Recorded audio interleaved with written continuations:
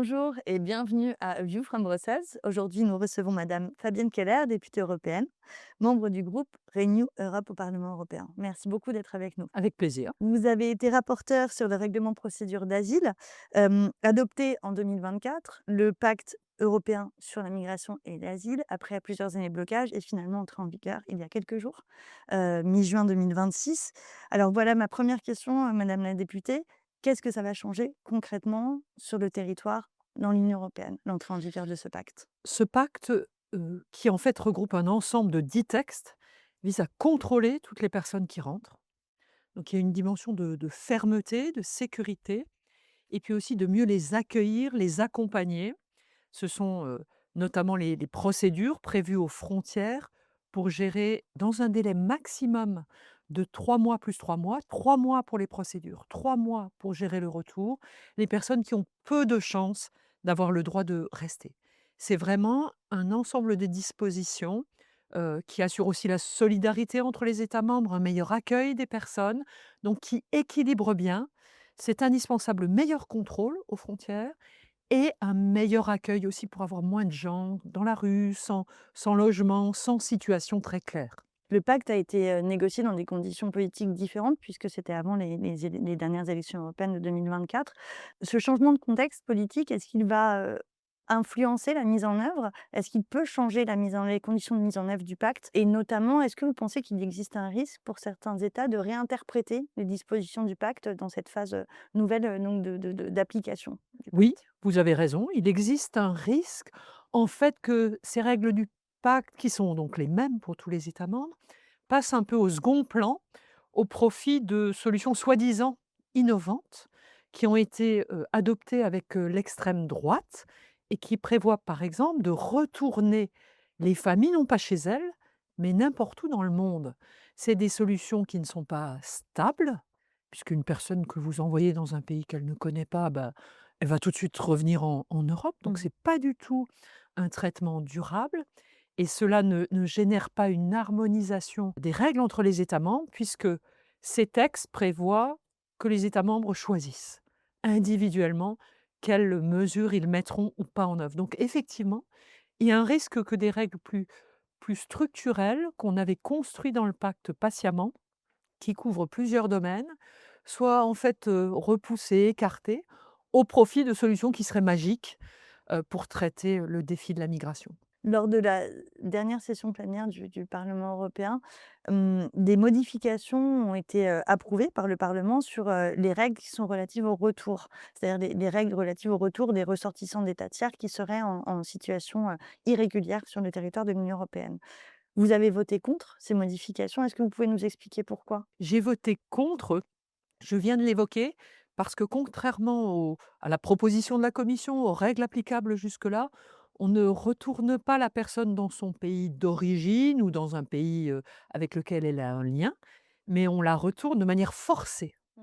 Et ce texte donne la priorité aux retours forcés, dont on sait bien qu'ils ne sont pas durables.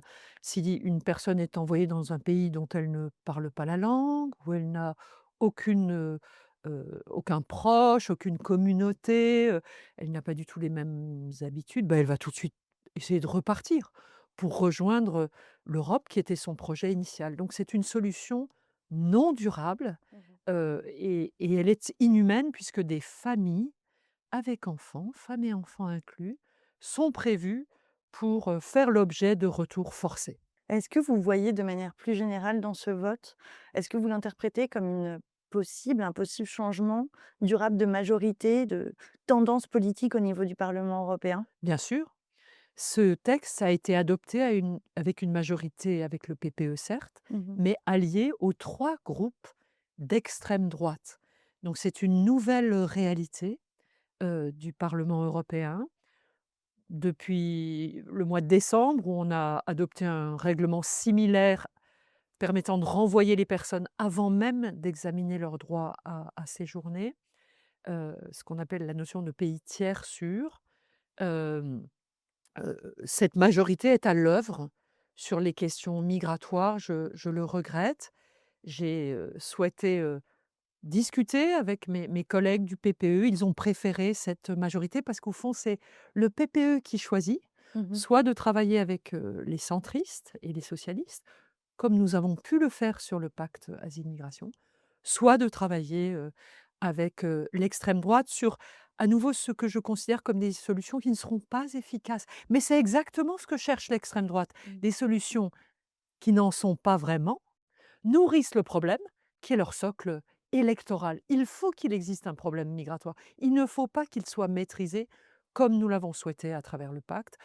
C'est le souhait, de l'extrême droite. Merci beaucoup sur ces questions de migration. Vous êtes aussi très engagé sur les négociations du budget européen et sur les discussions en cours sur le prochain cadre financier européen. Et vous défendez notamment l'idée d'une Europe puissante.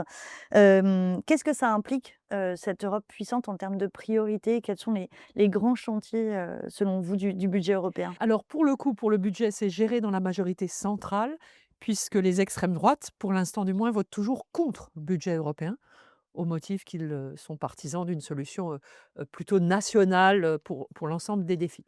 Donc cette majorité centrale a permis de faire une proposition de budget modifié par rapport à la proposition de la Commission, plus ambitieux en montant. Nous avons fait le choix de reprendre des lignes de réserve qui étaient proposées, de dédier les nouvelles ressources propres au remboursement, du plan de relance, ce qui a permis de dégager plus de 0,10 du PIB que nous avons réparti pour les politiques traditionnelles, l'agriculture, la cohésion, les fonds sociaux, Erasmus, pour des politiques indispensables comme la compétitivité, hein. On a besoin d'être plus efficace, de créer de la richesse pour financer notre modèle, qui est quand même un modèle de pays, voilà, qui ont l'éducation, la santé, les infrastructures qui sont offertes à nos concitoyens. Il faut aussi faire face aux questions de défis dans le monde. Je pense à l'aide au développement, aux relations internationales face à des États-Unis qui sont en recul sur ce qu'on appelle le US Aid. Et Mmh. puis enfin, il y a bien sûr le nouveau défi de la défense, de notre sécurité, qui est très prioritaire. Donc, des ambitions qui sont fortes dans tous ces domaines. Oui. C'est pour ça que le Parlement a proposé un budget un peu plus ambitieux et réaliste et aussi des nouvelles ressources. On propose enfin de taxer l'industrie du numérique qui ne contribue pas du tout au budget européen. Donc cette proposition, elle est sur la table depuis le mois d'avril et nous espérons bien que le Conseil la prendra en compte de manière forte. Vous avez parlé de 2 points, très intéressants et sur lesquels on peut un tout petit peu développer la question des ressources propres. Vous l'avez expliqué, effectivement, il s'agit d'aller, pour l'Union européenne, taxer directement certaines entreprises ou certains secteurs. Vous avez parlé du numérique. Est-ce que vous pensez que sans cette évolution, la capacité à agir, de l'Union européenne, risque de rester structurellement limitée? C'est-à-dire sans les ressources propres et peut-être, effectivement d'expliquer quels autres secteurs, à part celui du numérique, pourraient être impactés par la question des ressources Je propres? partage tout à fait votre analyse. En fait, aujourd'hui, 2 tiers du budget européen vient directement des budgets nationaux. C'est pas une solution Mmh. stable parce que les États membres ont l'impression qu'on voilà, on leur prend leur argent pour lequel ils ont aussi des besoins. L'idée, c'est d'être en cohérence avec nos politiques intérieures. Par exemple, le mécanisme d'ajustement carbone aux frontières, c'est le pendant des crédits carbone. On Mmh. demande à toutes les entreprises qui émettent beaucoup de CO2 de payer ce droit à émettre. Nous proposons de mettre aux frontières un prélèvement qui est, par tonne de produits chimiques par exemple, l'équivalent de ce financement du CO2 sur le marché intérieur, pour qu'on n'aide pas les entreprises peu vertueuses qui voudraient exporter sur le marché intérieur européen. Donc c'est ce type de mesure qui nous semble à la fois utile pour protéger le marché intérieur, pour être plus juste et protéger Mmh. notre secteur industriel. Il en est de même pour la taxe sur les petits paquets qui va être mise en place au 1er juillet. J'espère qu'elle sera beaucoup plus élevée parce qu'il y a d'énormes écarts Mmh. de coûts et des importations qui explosent en nombre, qui posent des problèmes d'environnement, mais aussi de sécurité, puisque en fait, on n'arrive plus du tout à contrôler ces paquets Mmh. qui arrivent dans les containers très mélangés, avec beaucoup de précurseurs de drogue et d'armes démontées qui rentrent aussi par ce biais. Mais comme on ne contrôle plus, ces risques augmentent de manière assez considérable. Donc ces ressources propres, heu, nous permettrait d'avoir un budget plus vertueux. L'idée, c'est au moins d'avoir moite-moite, hein, D'accord. 50 de recettes directes de l'Union européenne et en plus des taxes sur le numérique, nous proposons des taxes sur les jeux et des taxes sur les cryptomonnaies. Les cryptomonnaies, on nous dit que c'est très difficile de connaître la base fiscale. Bah, justement, cherchons-la, puisque la plupart des avoirs criminels, on en Mmh. a désormais pas mal de preuves, transitent par les cryptomonnaies. Donc raison de plus pour chercher les bases fiscales. Et cela s'ajouterait au panier de ressources propres proposé par la Commission, Mmh. qui comporte le mécanisme d'ajustement carbone aux frontières que j'évoquais, et d'autres ressources. L'idée, c'est d'avoir plutôt plein de petites fiscalités avec une base large. Il n'y a pas de prélèvements magiques, mais des prélèvements toujours en cohérence avec nos politiques intérieures.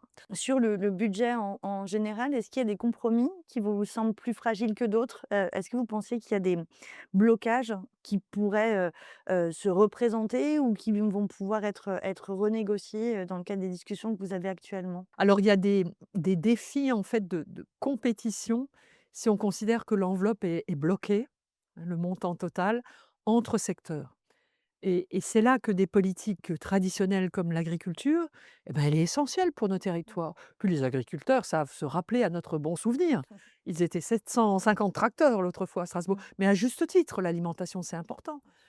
La compétitivité, aider nos entreprises, nos créateurs, qui sont très nombreux, plus nombreux qu'aux US, mais à se développer et à se transformer en un vrai secteur industriel, dans l'intelligence artificielle, dans la robotique, dans les médicaments, enfin dans tous ces domaines d'avenir essentiels. Et Mario Draghi nous l'a écrit, ainsi qu'Enrico Letta dans un rapport, en nous demandant d'alimenter un fonds compétitivité qui est dans le budget. Et puis la défense, les drones, les nouvelles technologies, essentielles. C'est très difficile de voilà, dire l'agriculture c'est plus prioritaire que la défense donc il faut, et c'est mon vœu le plus cher, Mmh. être plus ambitieux pour les fonds européens. Parce que toutes ces politiques font sens à l'échelle européenne. C'est la bonne échelle, c'est là qu'on est puissant, c'est là qu'on a un marché intérieur cohérent, c'est là qu'on a une possibilité de coopération entre labos de recherche, entre développeurs, entre pays européens, pour être plus fort dans un domaine donné. Donc, c'est pour cela que à chaque personne qui vient me voir, et elles sont nombreuses, pour défendre une ligne budgétaire, une Mmh. stratégie, je leur dis: «Aidez-nous aussi à défendre la taille du budget et donc les ressources propres». Et puis, il faut aller vite aussi.